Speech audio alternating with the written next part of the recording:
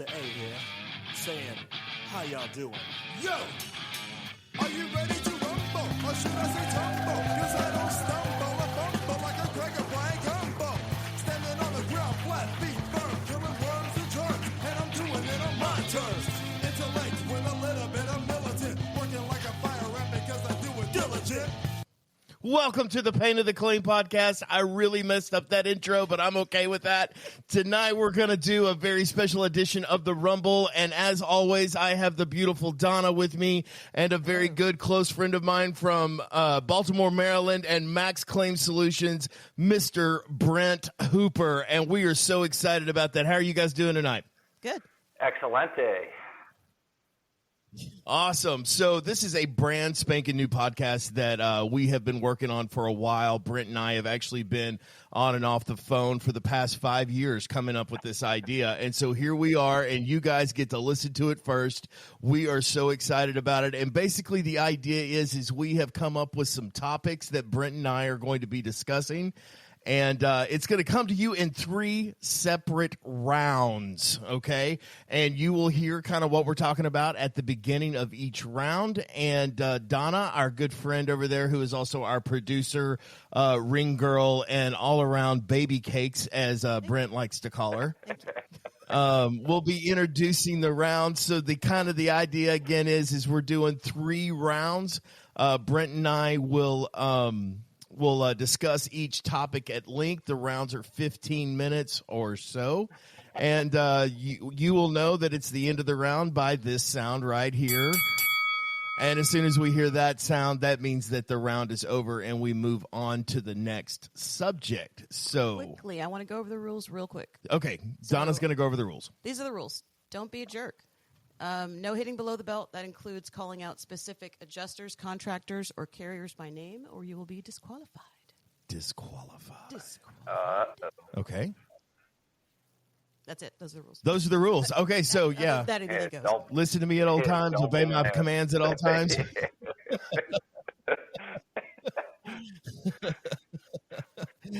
The rules are, there are no rules. Every man for himself. Anyway, again, we are really, really excited about it. So I'm kind of ready to jump in, guys. Brent, are you ready? Yeah. Let me introduce our fighter. Oh, let's go. Okay. Well, Donna, introduce our fighters. Our fighters in this corner is Jeremy, the Mouth of the South, Lavelle. And in that corner, Yeah. the Beast from the East, Hooper. Who's the other one? What's Brent, the Beast from the East, Hooper. He's got a bigger fan base than I do. Yeah. Everybody can hear. There's just a lot of people that really love him. Okay, that's enough. Y'all He's can huge stop. in the Jeez, Northeast. man, there's so many people that clap for him. It's so annoying. All right, Donna. So what's our what? My wife doesn't even clap. Mine does when I leave. Round of applause. I get a big round of applause every time I exit. So Well, our first round, we're going to talk about the right to repair or replace. the right to repair or replace. Let's get after it. I really messed that up. That is terrible. So we're going to have to edit that out. This is fun. I like this song. Don't even try to diminish it. I won't start it, but I damn sure will finish it. Round 1. There we go. All right, guys. So the right to repair or replace. Many of you guys who have been adjusters or dealt with desk adjusters, you're working in the public adjuster, the contract. The desk adjuster will often tell you that we reserve the right to repair or replace. And where they get that is in a training class, because I don't think most of them read the policy, to be honest with you. I don't think that they've ever actually cracked open the policy. And the right to repair or replace, typically they're going to exercise this right as it pertains to how they want to approach the settlement of the loss. So, by and large, Brent and I are going to be discussing what happens with a replacement cost policy. And in a replacement cost policy, they reserve the right to either repair the damage or replace the destroyed property. So, for example, if you have a bunch of flooring that's damaged and they exercise their right to repair, they're only going to repair the damaged portion of flooring. But here's the caveat. they can choose to repair. However, they still have to achieve that pesky little hurdle we all call indemnity. And so the idea of the policy is that they have to make you whole. And if they're not making you whole, then they have not fulfilled the provisions of the policy. But often we will see them try to snake out of doing that and claim that they have the right to repair. So, Brent, what say you? I have a question.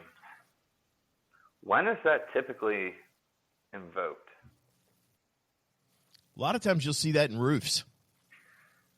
We We reserve the right to repair or replace. Yeah. And we're going to repair your roof rather than replace it. How about that? And my question generally is, you're going to repair what? Based on what?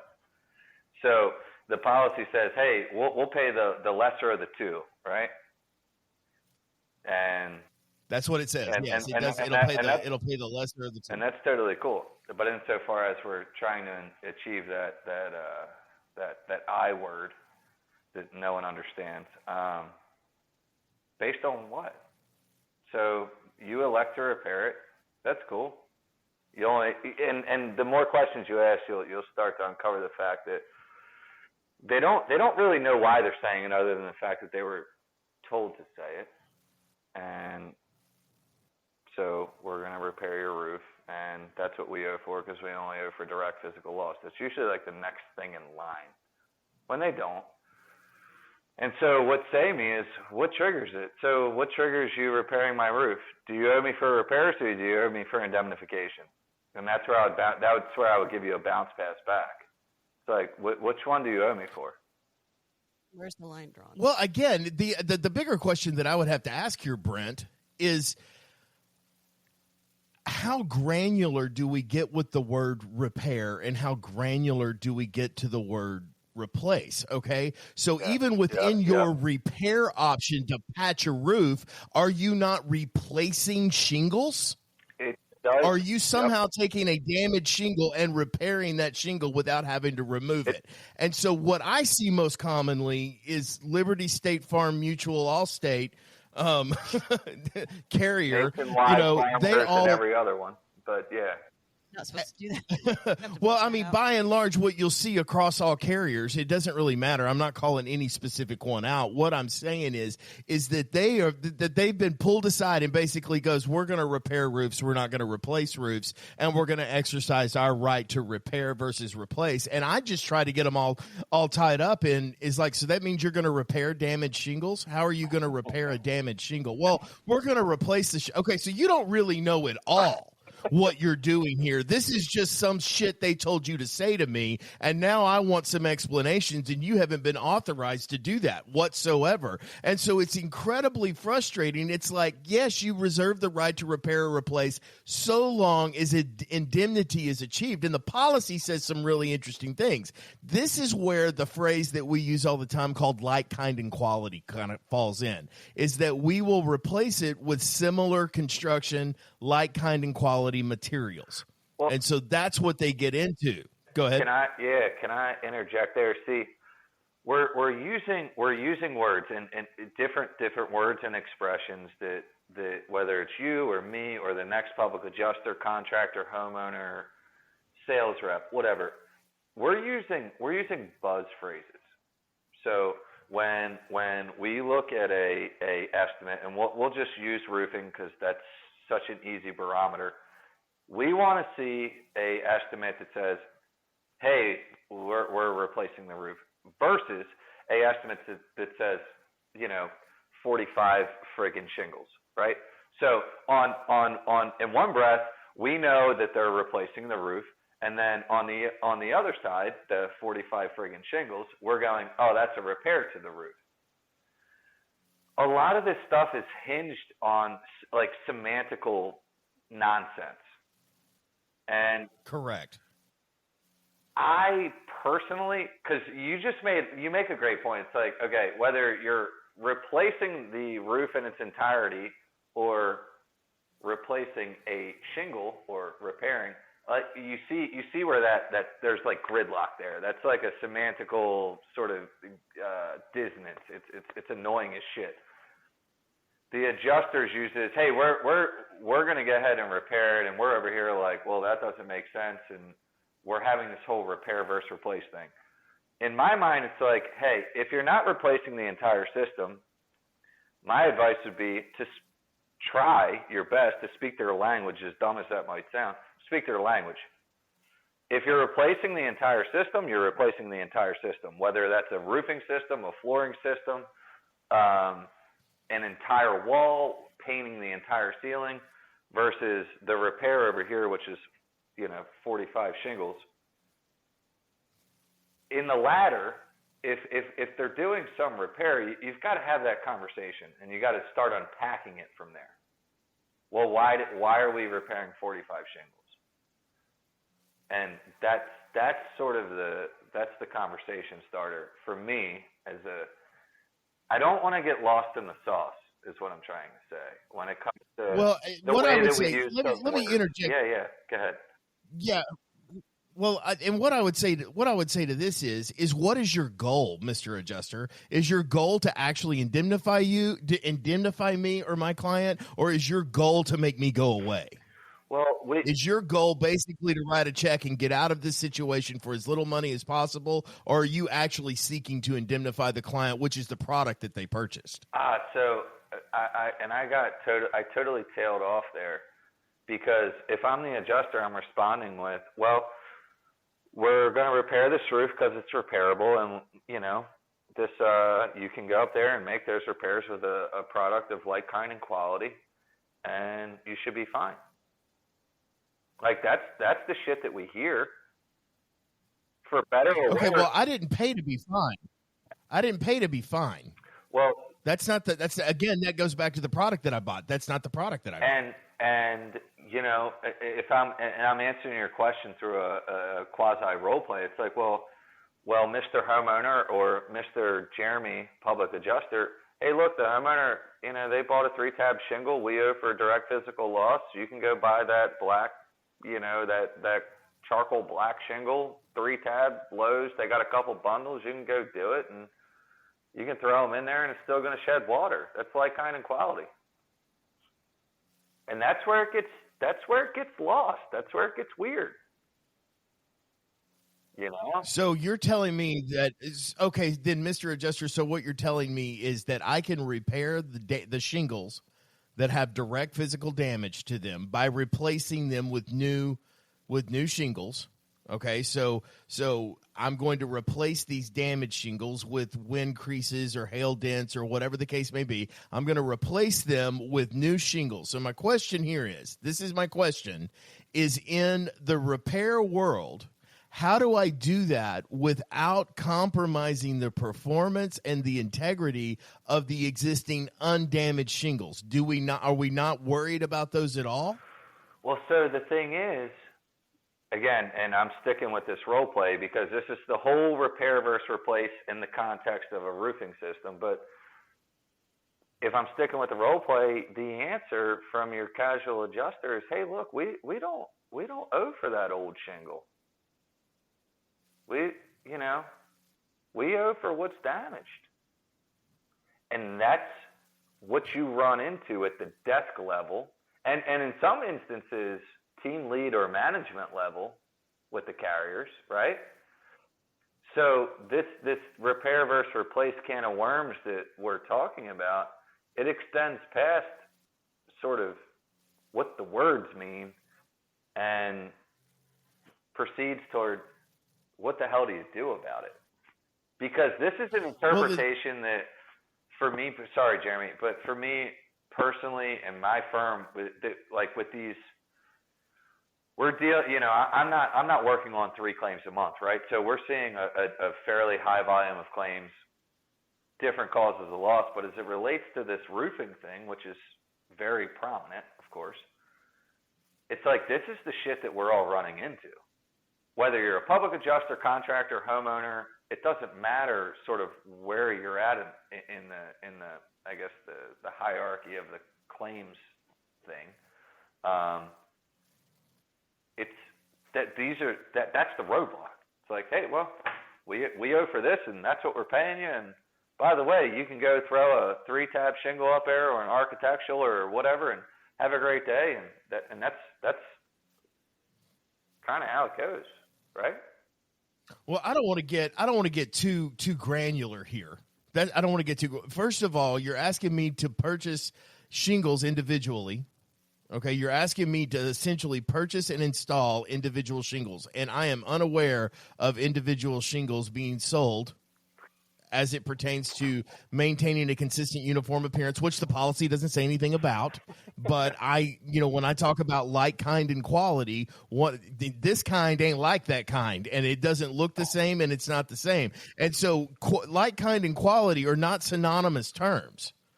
It's two things that you're having to achieve. You're having to achieve the quality, and you're having to achieve the like kind. Now, one can say a 3-tab shingle is a 3-tab shingle is a 3-tab shingle.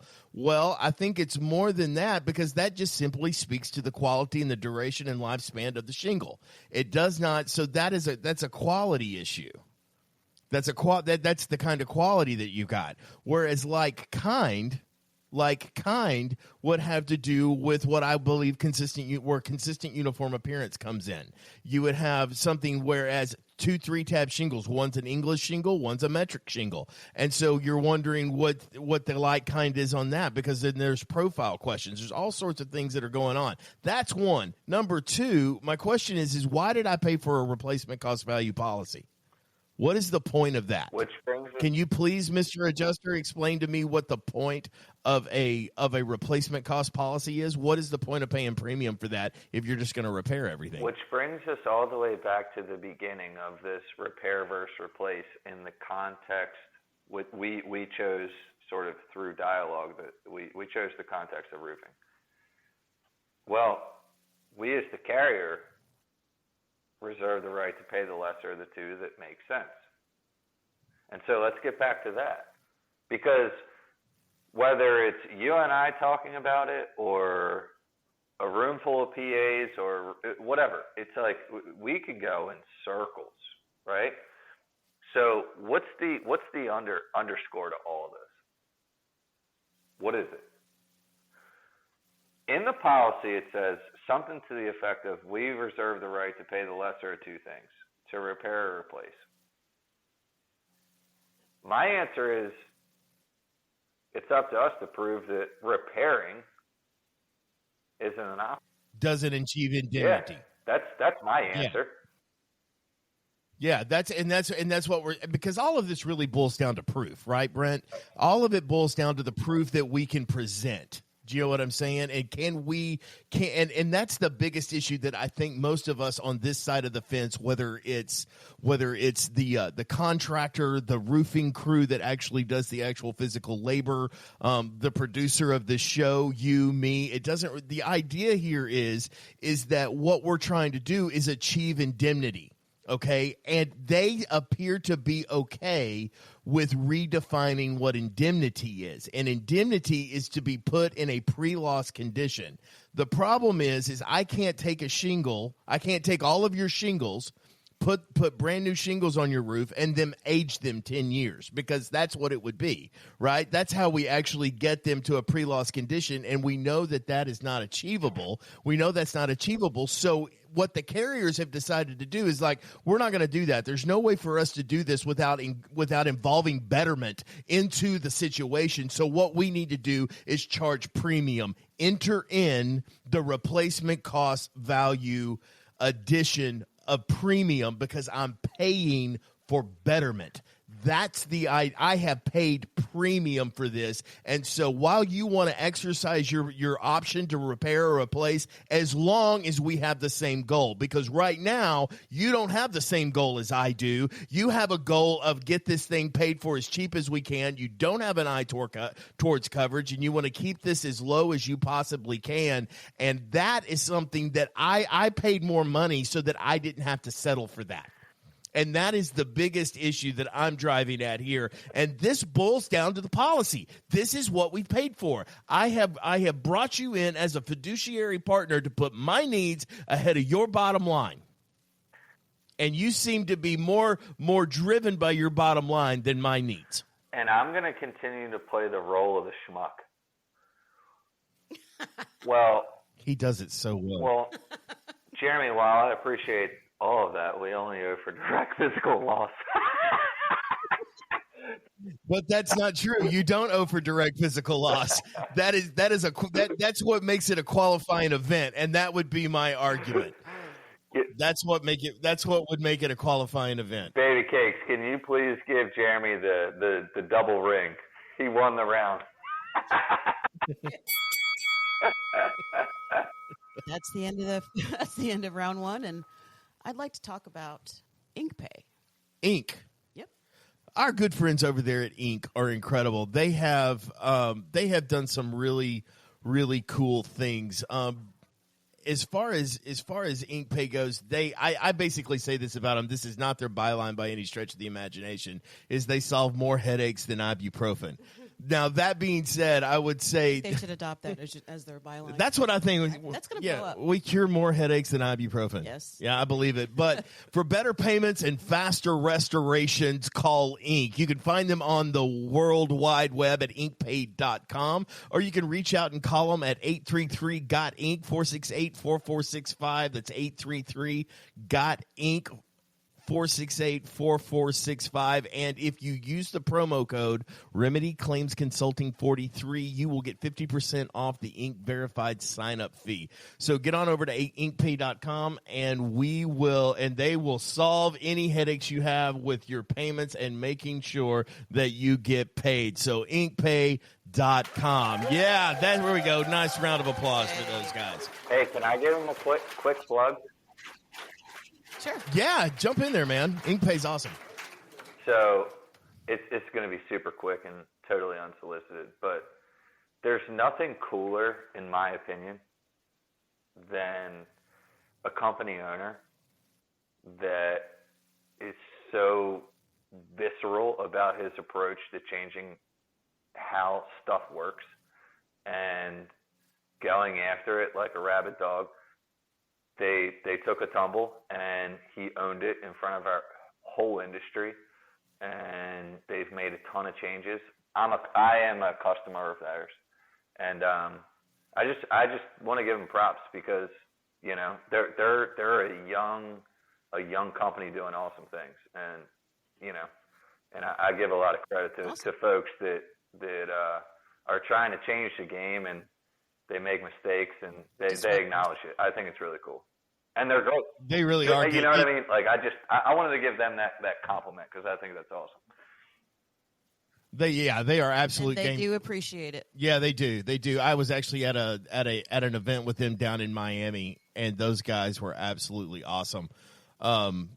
Again, I can't say enough about those guys, Ryan Holiday and Ken Lawler. Yeah, those guys are absolutely awesome. Yep. So check out inkpay.com and do yourself a favor. Now, this is good for public adjusters. This is also good. Let me tell you a little bit about what they do. I think that's fair. So what they do is you can take all of the checks that you get from the carrier, you can get those.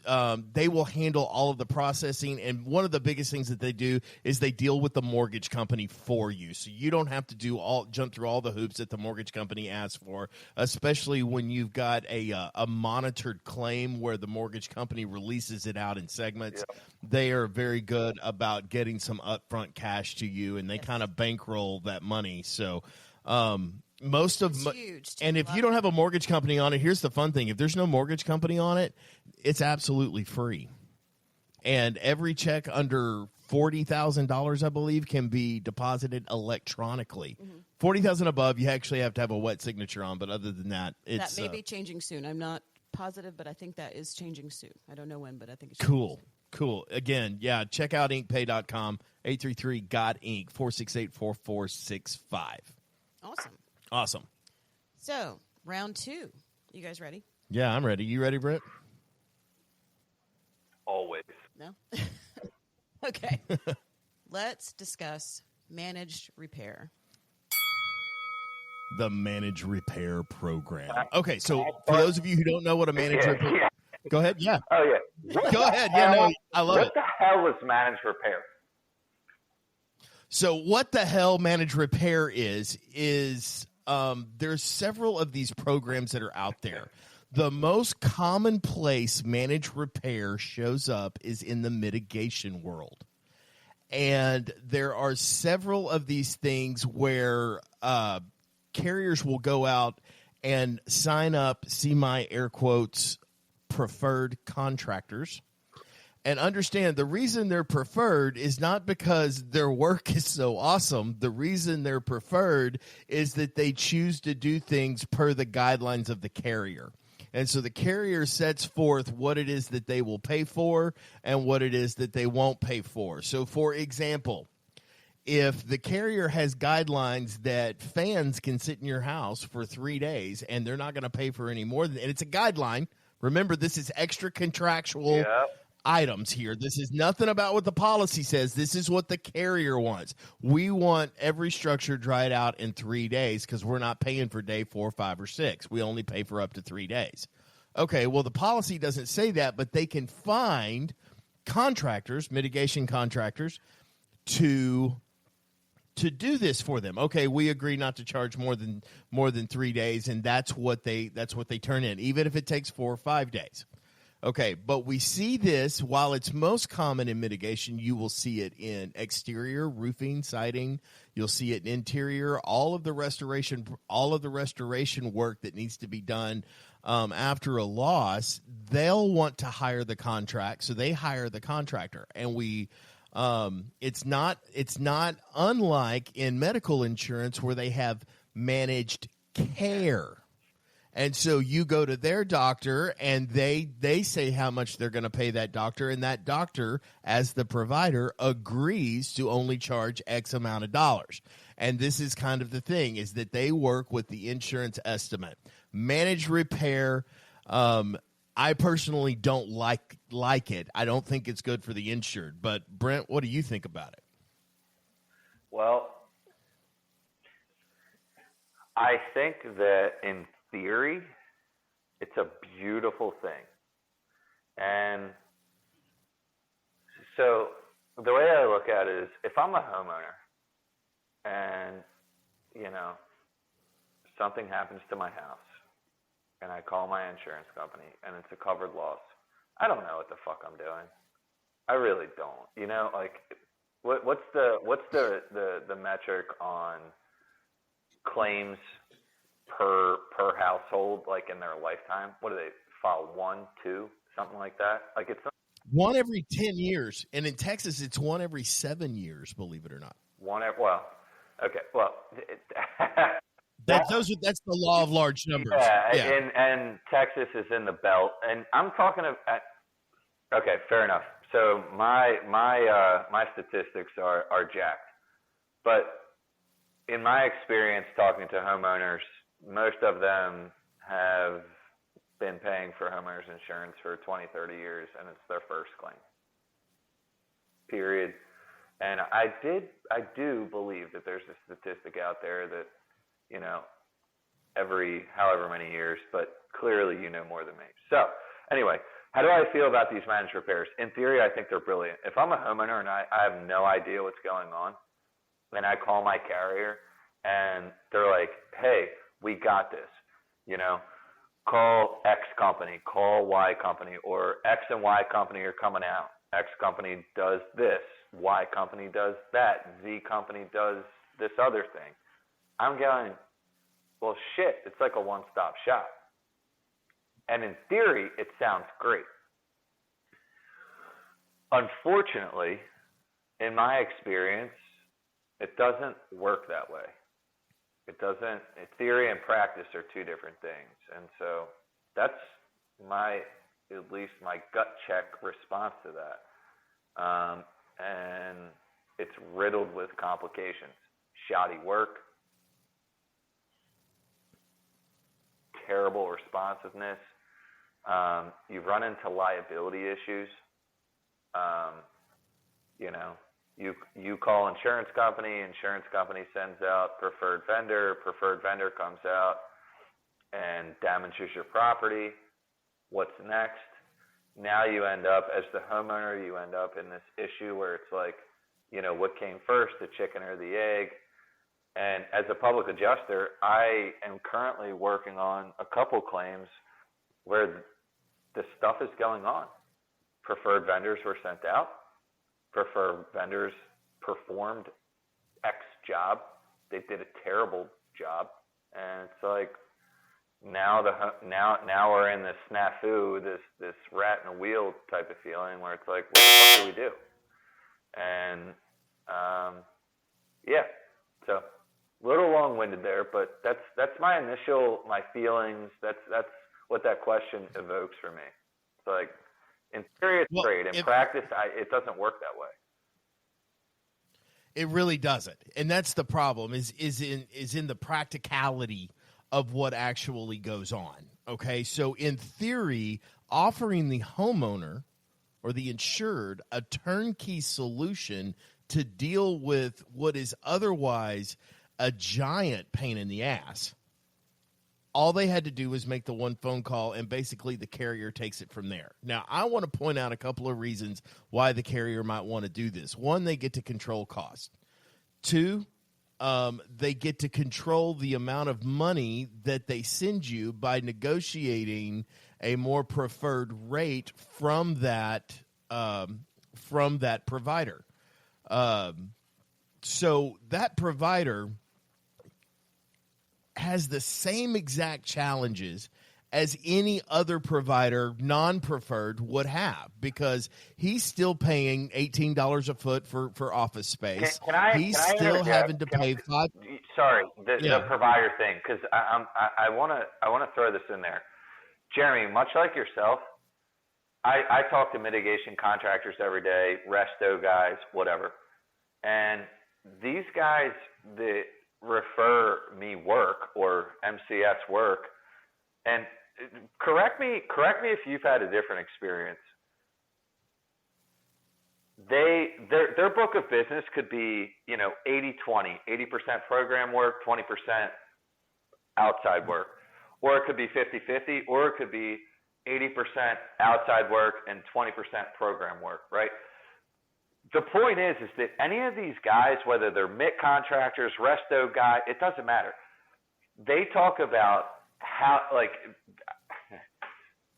basically, if they ran their entire business off of the program work, that being, for the folks that may or may not understand, these preferred vendor networks that they're on, if they ran their business off of it, they would go out of business. So exactly. That's been my experience when I'm talking to these business owners, whether, again, independents, or when I say independent, I mean a non-Servpro or Paul Davis. Those are franchises. Independent mitigation companies or resto companies. It's like they're on these programs with these preferred vendor programs, and these guys tell me all the time, it's like, holy smokes, like, yeah, we get crushed on that. Because what we should be getting paid, or what we should be doing, and in turn getting paid, it doesn't work that way. Because we have to follow the guidelines. And insofar as we want to stay on the program, we have to follow the guidelines. Sorry, I didn't mean to hijack your time, but it's just like... All you did was make... And look, if you talk the entire 15 minutes on this thing, I'm fine with it. You know what I'm saying? Because... Me too.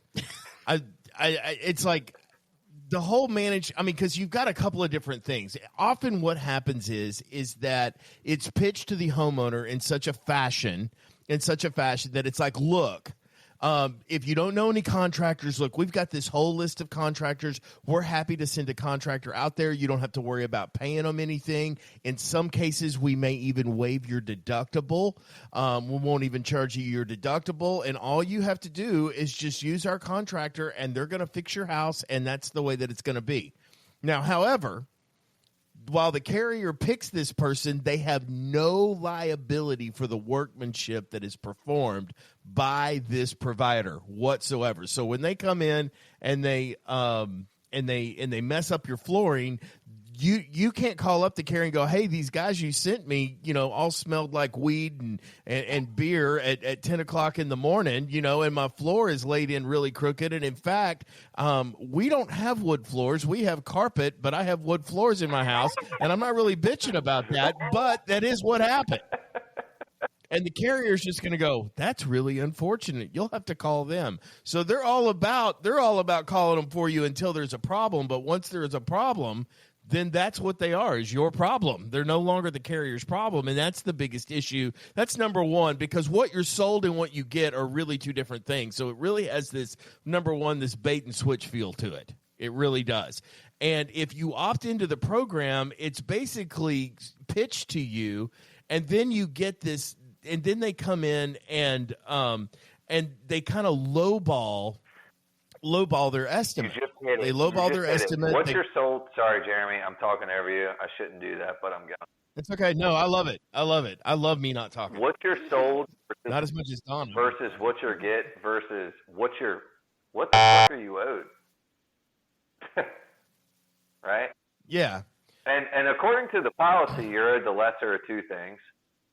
But what's interesting is, well, who determines that? Who determines what something costs? The guy that works for the insurance company, or excuse me, the vendor that your insurance company sort of shuffles you into, or the guy that you've known 30 years that tells you that it's going to cost a little bit more, or perhaps a great deal more, who's coming in and telling you, hey, right, this is how I have to do it, versus somebody that's coming in and doing something according to some guidelines that were written by someone that's never been a contractor in their life. Like, this could go a million different directions. Like, it's just. Well, the real issue here is what they're pitched. I mean, because by and large, the perception of most people, believe it or not, by and large, the perception of most people is that insurance overpays for the work that needs to be done at their house. And so opting into the program just means I don't have to jack with it or mess with it. But a lot of people will not join the program in hopes that they get more money, that they think that they're going to get the money in their hands. The carrier is going to pay me $25,000 and I'm going to be able to get this fixed for $8,000, and I'm going to net 17 grand on this thing. And that's, and I'll plan my next trip to Vegas, and I'll plan, and I'll be, staking out a spot to put the pool in the hot tub because I just made a whole bunch of extra money. And that's what they're thinking. So if they opt out of it, but they never really have all of the facts, and they don't really understand the guidelines by which the carrier even approaches estimating. And that's the biggest issue. And when you get stuck in it, there are ways that, because some policies require that you be in the managed repair program. And if you want to get out of that, there's some creative ways to do that as well. And I'm just going to hit a couple of those in our last couple of minutes. If you're in one and you want to get out of it, there are some pretty key things. And it all basically starts with background checks of workers that are going to be in your home. And you basically can bog them down and beat them up in that respect, because no contractor has W-2 employees. Most contractors sub it out, and those people that they're subbing it out to are not part of the managed repair program. And it's like, I've got a bunch of contractors here that are not working towards your guidelines. They're just working according to what the general contractor tells them. And I don't believe that that's exactly what I've gotten. So you haven't handled it. And that basically queers the managed repair program if you want to get out of it, is because you can start arguing with the subs. Can I throw something in? But can I throw something in? Sure. Yeah. Oh, or are we exiting this? Yeah. Okay. We got 1 minute. It's not going to be long. Think of what you would do if you wanted to get the repairs done yourself. Like, I think, aside from the policy, like some of the technicalities of the policy, I think a rule of thumb when it comes to if you have to get these repairs done, and if you're stuck in this managed repair thing, and if that's what your insurance company's beating you down with or whatever, along with what Jeremy's saying is, like, imagine if the insurance company wasn't involved. What questions would you ask to the people that are coming into your house? What would you want to know? And I'll leave it there. Right. Yeah. Because guess what? The same rules apply. The same rules apply. Right, and that's exactly what I would say is that you've got to get in there and you've got to figure out exactly who's, and that's called the practicality of what we were talking about. These are great on paper. This looks awesome on a freaking cocktail napkin, but other than that, in the actual implementation of getting the work done, it becomes an absolute fiasco because you are completely and totally out of control of what is going on in your house. And the carrier loves it when you hire their contractor because they now become they are now in control of the complete and total narrative. And that is the end of the round. Let me jump in real quick. I was afraid to get in the middle of you guys. What is the incentive for the contractor to even do that? If it's so bad for them, if it's a bad deal for them, why do they do it? Lots and lots and lots of work. Yep. Tons of work. They get, it's just because they're on the list because they get so many claims that come in. And so if they're trying to build a business or they work in an area that doesn't, where they can't advertise and advertising doesn't really help. Business just comes to them. Yeah, the business, but they have to pay a commission and a royalty on it. So they have to pay a commission and a royalty to the program. So they're losing money on the deal and they're paying to be part Could. of it. They could. Time out. So they have to cut corners on it. I think, there's Donna, Jeremy, baby cakes. You should postmark that because that's a really interesting topic. Like, why would these guys do it? Not that I own a mitt company or not, but they make money. It's not a total loss. It's a loss leader, and it generates revenue. And guess what? Insurance companies pay, right? So. Yeah, right. But nobody wants a loss leader to take over their business. You know what I mean? How much time do you want to spend doing free inspections, Brent? Hey, I could name. You know what I'm saying? That doesn't work. Well. So yeah, that's a different. So that's segment. the incentive. It's the opportunity at work. You know what I mean? Roofers will even actually have them go out there as a preferred contractor to give an estimate on what it takes to repair it. And because that estimate is generally lower, they think that they're going to get more money. It's the homeowner never gets all the information. And that's really the thing that I don't like about it is you're giving all of the control of your home and who's in and out of your home to the carrier. And trust me, they control enough as it is. And again, I'm going to hit this one more time because the round is over. Okay, our next topic, as Dr. Frankenfurter would say, it's depreciation.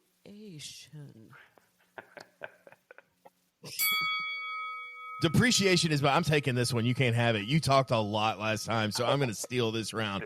Depreciation is always something that the policy addresses depreciation in that depreciation will be applied, but it doesn't give any kind of formula or inkling or idea of how they come up with the number by which they're depreciating it. I am going to assume that most people know what depreciation is, but as a definition, depreciation is replacement cost value. So you come up your owed actual cash value. And actual cash value is calculated by replacement cost value less depreciation. Well, depreciation is this great, big, huge X factor because it's arbitrary. It's an absolutely arbitrary number that they pull out of their hind parts and throw at you. Now, there is some thought and consideration as it pertains to age. And different states have different laws on how you can depreciate and what you can depreciate. For example, Florida, you can depreciate material, but you can't depreciate labor. Whereas in Texas, you can depreciate materials, labor, overhead, and profit. You can depreciate all of that stuff. So check your state laws as it pertains to depreciation and what they can depreciate. However, it is an arbitrary number. It can be depreciated on age or condition. Those are the two variables that you're going to look at. Now, Brent, you had a claim recently that you and I had discussed at length, and I want to talk about depreciation. And the reason we even inserted this portion into the show has everything to do with that silly-ass fence claim that you dealt with.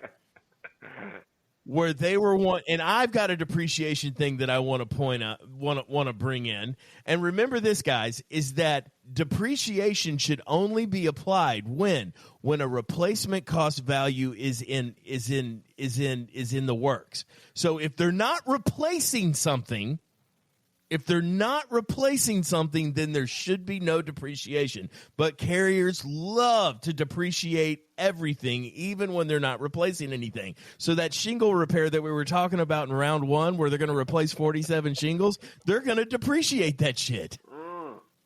You know what I mean? And that is just not something that I think is viable. You should not depreciate a repair. So if you're going to exercise the right to repair, you've thrown out the window your opportunity to depreciate anything at all. Because you have opted, you have exercised your option to repair. So you can just stick that depreciation thing back on the shelf and use it another day when you actually feel like fucking paying a claim that deserves to be paid the way it should be paid. So other than that, you can suck it, because I am going to figure out a way. I am going to argue the depreciation, and that's why I depreciate my estimates as a public adjuster when I turn something in, because I want to control that part of the narrative. It's like, look, while this fence is 15 years old, if this fence is 8 years old, and if you look up an Xactimate, the lifespan of a fence is only supposed to be 15 years. And so my fence is 8 years old. They're going to depreciate it 50% or just 51%. Well, it's 8 years old. And it's like, well, this particular fence, I need you to understand that I pressure washed it at the beginning of every spring. I put a fresh coat of Thompson's water seal on it. And this thing beads water better than a duck's back, and so I have taken care of this fence, and the likelihood of this fence extending beyond 15 years is really good. In fact, it may go 30 or 40 years. It's 100% clear cedar or whatever the case may be that it's made out of. If you went to some extra expense, then we've got to look at the depreciation value. And most of the adjusters that come out from the carrier that are giving you this arbitrary number don't have a damn clue about what they're looking at, whether it's a hardwood floor, a roof. And there's videos all over the internet of the freaking stupid adjuster that thinks he understands what a roof repair looks like or a fence repair looks like. And he doesn't. He was a bank teller 3 fucking weeks ago. There is no barrier of entry, and now you're going to tell me what my stuff is worth? Oh, please. Where is your expertise in this matter? And I just hate the arbitrary nature of depreciation. And so guys that are public adjusters and contractors out there, when you absolutely know how long this stuff should last in the condition of the damaged property that you're repairing, then we need to speak up. And if you're repairing it, there should be no depreciation. It should just be what it costs to fix it, with no depreciation whatsoever. And I had a fence claim too, and there was other things that were going on, and he was going to literally stain 16 linear feet of 170 total linear feet of fence, and then depreciated the stain. And that is the most ridiculous. It was a whopping $28, and he wanted me to get over the $28. Now on a fence, it was actual cash value, and you can't recover the depreciation. So you're damn right. I wanted my $28. It mattered to me. I was ready to die on that hill. Of course, I kind of made him cry, but by the end of the conversation. That's another story. He actually even proclaimed that I didn't respect him as an adjuster. And I was like, well, adjust the claim and I'll respect you as an adjuster. But until you do that, no thank you. He wasn't an adjuster. He was not adjusting the claim. He was not adjusting. That was the problem. Adjust the fucking claim. This is what you get on round 3. So that's all I'm asking for. Do your damn job. Have some rhyme or reason behind what you're doing. Have a method. Have some sense of a direction. You wouldn't know your name if it wasn't on the badge hanging around your neck, I don't think. So, as it relates to depreciation, you used all the words that I would use. The one that comes to mind is arbitrary, right? No, I thought you were going to say fuck. Fucking arbitrary. And it's annoying because you have age, condition, what else? Age, condition. Come on, help me out. That's it. Age and condition. Cool. And there is that was the third one. And you've got stupid fucking software called Xactimate or Symbility. That has determined how long your shit should last. Yeah. You know, and we've got folks using this software, this estimating software, where they get a good, better, best, or they get a drop down that says 5, 10, 15, 20. You know, you get the point. And it's like they click a button and they slap a number on it, and it's like, hey, this is what we're going to pay you. Well, it gets really interesting. And you brought up that claim that I have.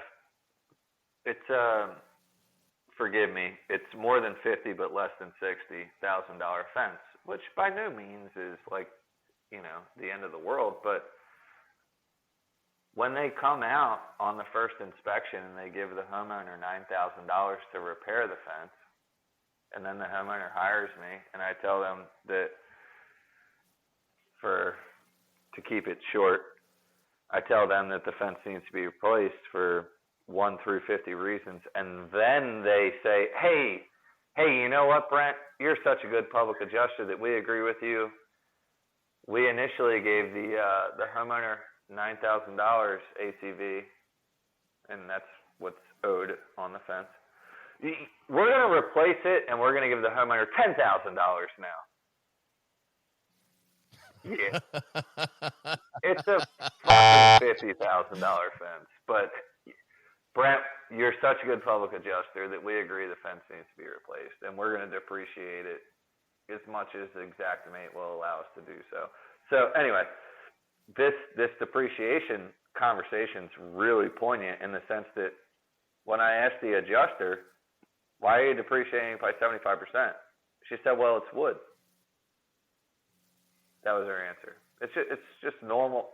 It's normal. Oh, it's normal wood.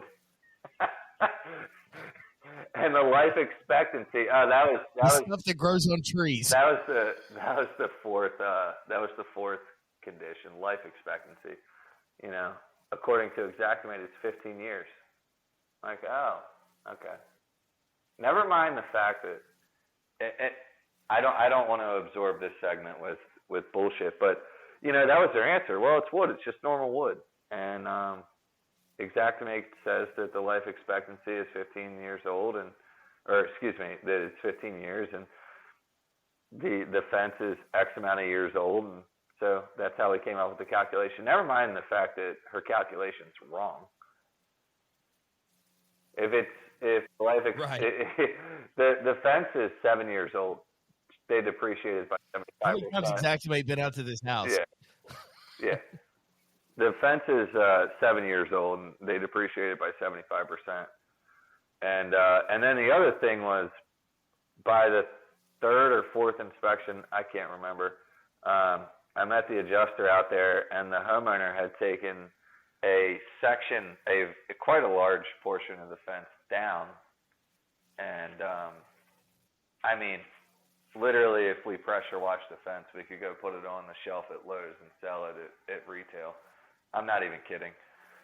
For every 10 planks that were in perfect condition, there was one that was a little bit fucked up because, well, it was the end of the plank that was in the ground.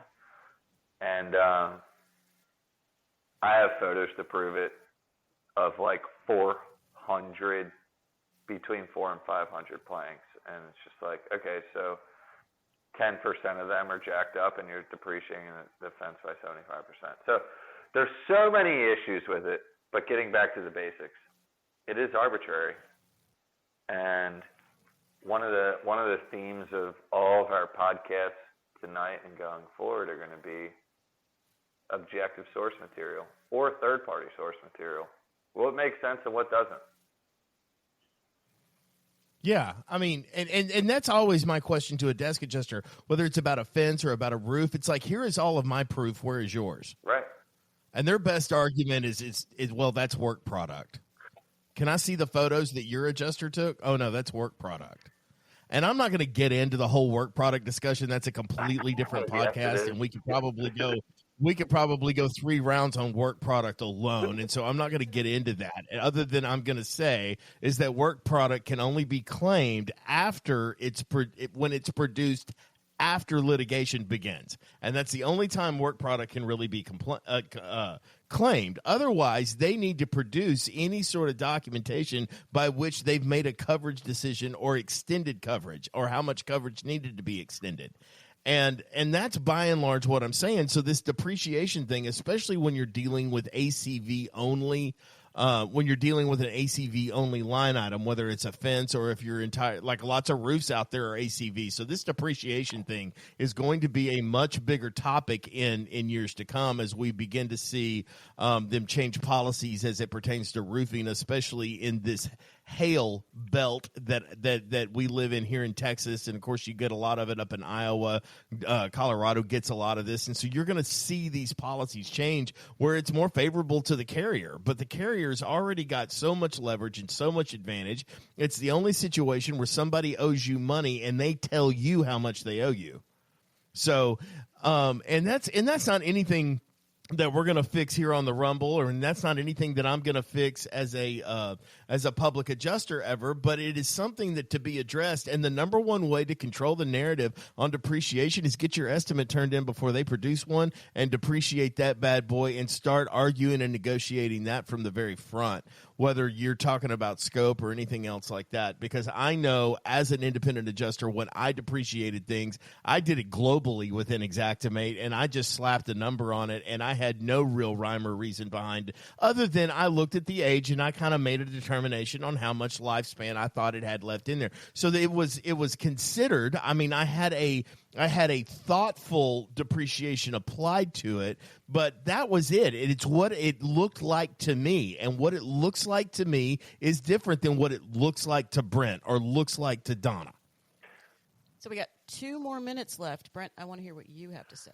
So it's interesting when you say you applied it globally, and I want to give a shout out to Cal and the public adjuster attorney portal. Right, there was a great question on there. I don't know, earlier this week, and it pertained to depreciation, and it had something to do with like, hey guys, like, how do you depreciate your shit?